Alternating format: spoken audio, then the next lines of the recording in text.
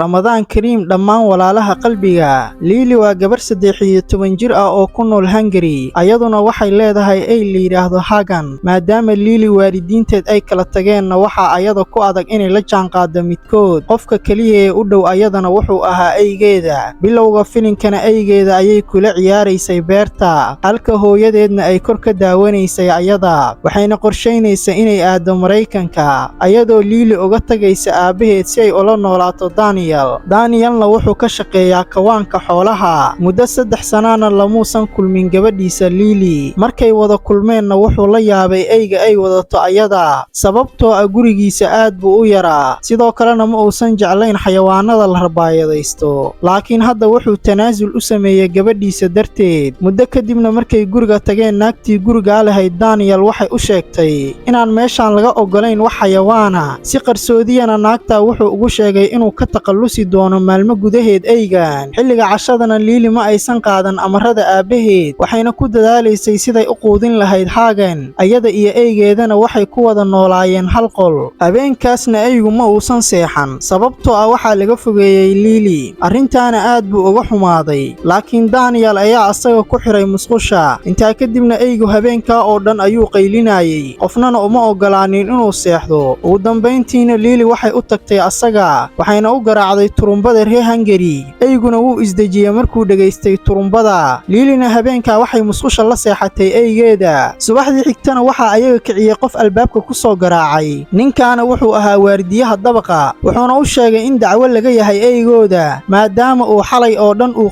qaylinayay. Marka horena Daniel wuxuu isku dayay ninka inuu ka qariyo inay leeyihiin wax ay ah, laakiin ninkaasi lama filaana wuxuu u arkay Hagen. Isla markiina Daniel waxaa loo soo jeediyay inuu bixiyo canshuur dheeraada oo ay soo rogtay dawladda Hungary, sababtoo ah guriga waxaa ku haysataa xayawaan rabaayada. Intaa kadibna Daniel wuxuu ka soo horjeestay inuu wax lacaga ku bixiyo aygan. Maalintaasna Lily Hagan waxay u kaxaysay fasalkeeda muusiga, sababtoo ah aabaheed ugamaysan tegi karin asaga. Maadaama fasalka aan loo ogolayn wax xayawaanana, waxay ku qarisay qolka kaydka ee meesha ku yaalay. Si kastaba ha ahaatee, markay muusigadu bilaabatay Hagan wuu baqay, isla markiina bannaanka ayuu u soo baxay. Macallinkuna markuu aygaa arkay wuxuu ayada ka codsaday inay meeshaan ka saarto, laakiin ma aysan adeecin gabadhan oo halkaan ayay isaga tagtay. Markay labadooda waddada maraayeenna Daniel ayaa ka daba yimi asagoo caraysan, sababtoo ah arrinteeda waxaa la wadaagay macallinka. Haddana wuxuu go'aansaday inuu ka taqalluso aygan qiimo kastaba ha ugu kacdee. Intaa kadibna gabadhiisa wuxuu ka codsaday aygan inay geyso goobta xanaanada, laakiin waxay ku adkaysanaysay inay sii haysato. Markuu arkay madax adeegeedana aygaa wuxuu ka tuuray gaariga. Lilyna markay arrintaa aragtay way ooysay. Aabaheedna waxay ka codsatay inuu u soo celiyo aygeeda, laakiin gaariga ayuu ku celiyay ayada, meeshaanna xoog ayuu uga kaxeeyey. Isla markiina aygu wuxuu bilaabay inuu soo ceyrsado ayaga, laakiin wuu gaari waayay maadaama gaariga uu ku socday xawaaro sare. Dhowrkii saacadood ee xigana Hagan meesha ayuu ku sugayay Lily, laakiin umaysan soo laaban asaga. Gurigana Lily waxay soo kacday saqda dhexe, waxayna rabtay inay raadiso aygeeda, laakiin aabaheed ayaa ayada ku qasbay inay seexato. Subaxdiina Hagan wuu soo toosay kadib habeen uu ku hoyday buundada hoosteeda. Markuu hareeraha eegana ayga wuxuu cunto ahaan meesha uga helay xayawaan dhintay oo yaalay waddada dhinaceeda. Adkaysi badan kadibna wuxuu ku qasbanaaday inuu meesha isaga tago. Intaa kadibna wuxuu gaaray dukaan hilibka lagu iibiyo si uu meesha uga helo hilibkii uu jeclaa. Si lama filaanana meesha wuxuu ugu arkay ay kale oo cad, isla markiina wuxuu dabagalay ayga. Ugu dambayntiina ayga wuxuu asaga geeyay meel kale oo ay joogaan dhowr ay oo kale. Eeyahaana cunto haraadiya ayay cunayeen, laakiin markuu u soo dhawaaday dagaal ayay kala hortageen asaga. Isla markiina nin meesha jooga ayaa ceyriya dhammaantood, balse Hagan ma uusan ka cararin ninka. Hiliblahana arrintaa darteed aad buu u carooday. Intaa kadibna ninka wuxuu ku dhawaaday inuu weeraro Hagan, laakiin aygii caddaa ayaa ninka mashquuliya waqtigii saxda ahaa. Labadan ayna ayagoo fursadda ka faa'iidaysanaya meesha ayay isaga carareen. wax yar kadibna waxay tageen meel kale, halkaasoo ay isugu yimaadaan eeyaha magaalada oo dhan, sidoo kalena ay biyo ka cabaan. Si kastaba ha ahaatee, isla markiiba waxaa meeshaan yimi shaqaalaha xanaanaynta xayawaanada. Aygii ay qabtaan qafis ayay ku ridayeen ayaga. Hagan iyo saaxiibkiina waxay ku guulaysteen inay meeshaan isaga baxsadaan. Waddada dhexdeeda ayaana lagu eryanaya ayaga, ilaa markii dambe uu ayaga badbaadiyay nin darbi jiif ah. Shaqaaluhuna markay baxeen kadib ninkaasi xooga ayuu qoorta xarig uga xiray Hagan. Dhinaca kalena Daniel muddo kadib Lily wuxuu dib ugu celiyay iskoolkeedii muusiga, sidoo kalena wuxuu ku qasbay inay raaligelin siiso macalinkeeda. Fasalka kadibna gabadha yar si qarsoodi ah waxay u aaday wadadii ay maalin hore uga tageen eyga, isla markiina waxay ka raadisay meesha oo dhan, laakiin kamaysan helin asaga. Sidoo kalena sawirka eygeeda ayay ku dhejisay derbi kaste si loogu soo hagaajiyo ayada. Xilli dambe oo habeenkaana ninkii darbijiifka ahaa Hagan wuxuu ka iibiyey nin kale. Intaa kadibna eyga waxaa lagu xiray dukaanka gadaashiisa. Subaxdii xigtana meesha waxaa yimi macmiil la yiraahdo Sabus, kaasoo doonaya inuu ay iibsado si uu eyga uga qayb geliyo tartanka dagaalka eeyaha. Ganacsaduhuna ninka wuxuu u sheegay Hagan inuusan ku fiicnayn dagaalka sababtoo ah waa ay rabaayada, laakiin Sabus si kastaba ha ahaatee wuxuu iibsaday eygan. Intaa dabadeedna Hagan wuxuu siiyey kaniini, arrintaana waxay keentay inuu suuxo. Intaa kadibna Sabus eyga wuxuu geystay gurigiisa, isla markiina wuxuu siiyey caano borotiin leh si uu eygan uga dhigo mid cara badan.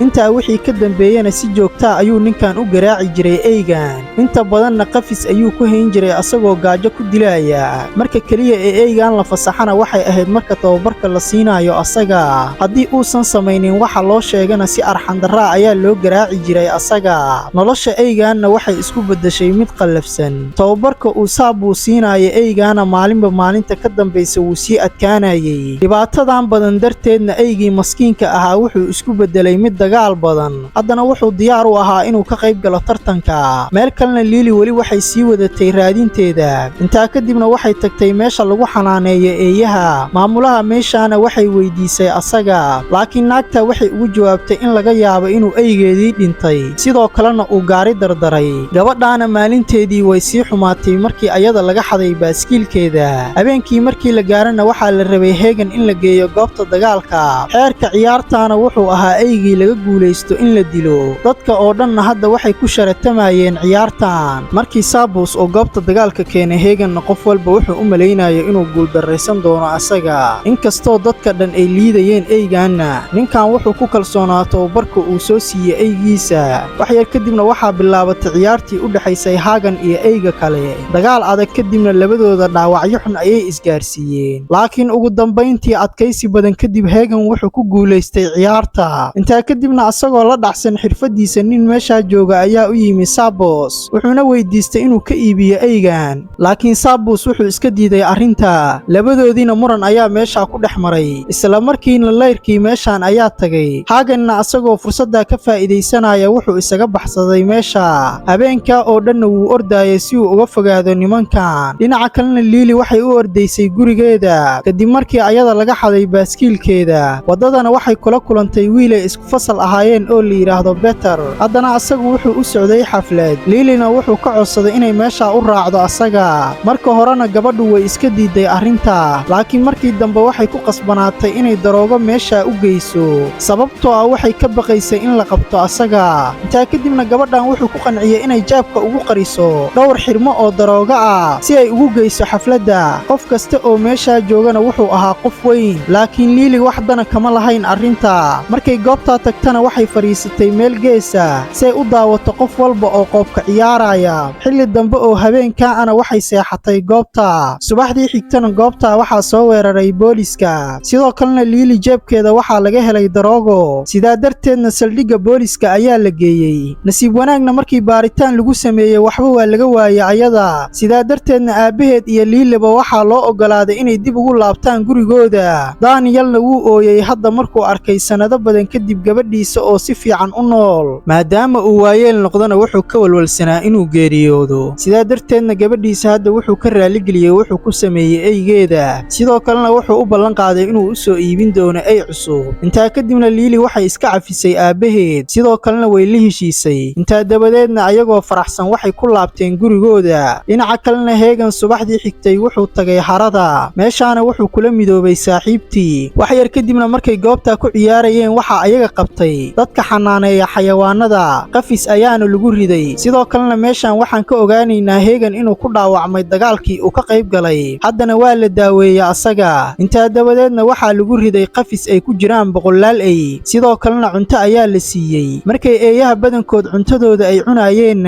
Hagan ma uusan cunin wax cunto ah maalintii xigtana dad badan ayaa meesha yimi si ay u kaxaystaan eeye ay xanaanaystaan isla markiina gabar ayaa ka heshay Hagan laakiin aad buu u dagaal badnaa asaga loomana dhawaan karin ninkii shaqaalaha meeshan ka ahaana wuxuu asaga u sheegay inuu isdejiyo meel kalena Lily xilliga bandhiga ayay ka yeerinaysay turumbada Danielna wuxuu ku jiray daawadayaasha goobtan sababtoo ah wuxuu rabay inuu farxad geliyo gabadhiisa meel kalena Hagan markii la rabay in lagu rido qafiska ay ku jiraan eeyaha kale si lama filaana wuxuu u weeraray ninkii asaga waday si degdega ayuuna qoorta uga qaniinay ninka arrintaana waxay keentay inuu goobta ku dhinto ninka eeyihii kalena waxay raaceen Hagan ayagoo dhammaantood ka baxsanaya qafiska maadaama Hagan uu hadda sabab u noqday inay eeyuhu meeshan ka baxsadaan intaa kadibna wuxuu noqday hogaamiyaha eeyahan oo dhan intaa dabadeedna naagtii meeshan lahayd waxay isku dayday inay joojiso asaga laakiin wuu kala tuuray dhammaantoodna waxay isaga baxsadeen meeshan intaa kadibna ayagoo habqana waxay orod ku galeen magaalada arrintaana waxay keentay inuu qalalaaso ka dhaco magaalada oo dhan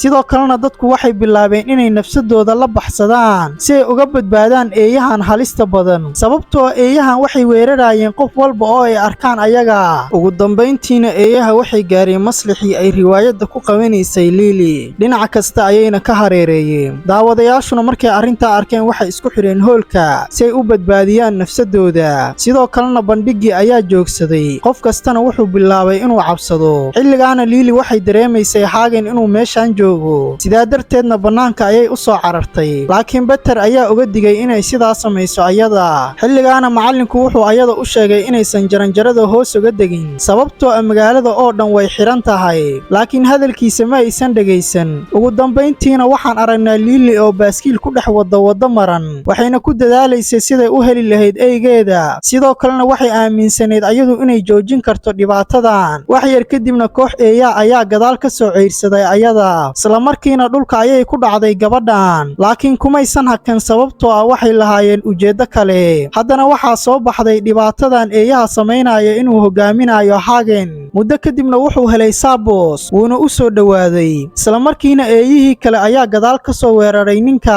ayagoo isugu tagayana sidaa ayay uga taqaluseen asaga meel kalena Lily markay goobta tagtay waxay ogaatay eeyuhu inay meeshan isaga tageen hadda isla markiina nin boolisa ayaa qabtay ayada wuxuuna saaray gaarigiisa si kastaba ha ahaatee way ka baxsatay asaga mar kalena baaskiil ayay qaadatay si ay u hesho eygeeda intaa kadibna waxay tagtay goob hilibka lagu iibiyo meeshaana waxay ku aragtay nin mayda oo dhulka yaala ninkaana wuxuu ahaa ninkii bilowgii filimka isku dayaya inuu dilo Hagan laakiin hadda asaga ayay ka taqaluseen eeyaha intaa dabadeedna waxay wacday aabaheed Daniel waxayna u sheegtay inuusan guriga ka soo bixin qiimo kastaba ha ku kacdee dhinaca kalena aabuhu asagana wuxuu ka fikirayay siduu u badbaadin lahaa gabadhiisa meel kalena boolisku xilligaa waxay toogteen dhowr ey laakiin eeyo badan ayaa soo weeraray ayaga goob kalena ninkii eeyaha ka ganacsan jiray hadda waxaa gacanta ku dhigay eeyaha isla goobta ayayna ku dileen asaga haddana bartilmaameedka ugu dambeeya ee eeyahan wuxuu ahaa Daniel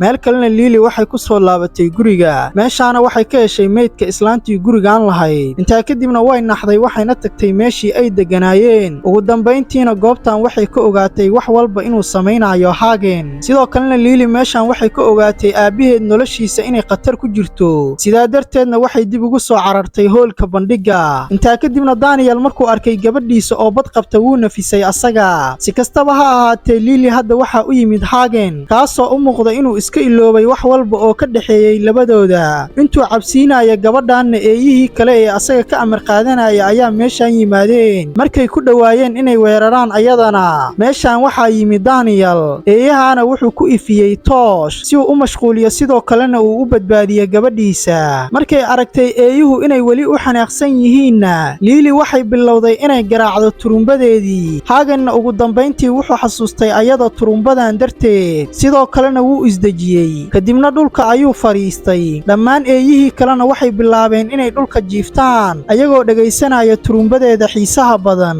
Danielna wuu yaabay markuu ogaaday inay bad qabto gabadhiisa qalbiga. Ugu dambayntiina Lily xitaa dhulka ayay jiifatay sida eygeeda oo kale, wax walbana way hagaageen. Gabadhan iyo eygeedina dib ayay u midoobeen muddo badan kadib. Filimkeennina meesha ayuu ku soo dhammaaday. haddii aad nala soo gaartay dhammaadka muuqaalkan, fadlan muuqaalkeenna laag saar, sidoo kalena janalkeenna ku soo biiro subscribe oo ku mahadsan tahay la joogistaada.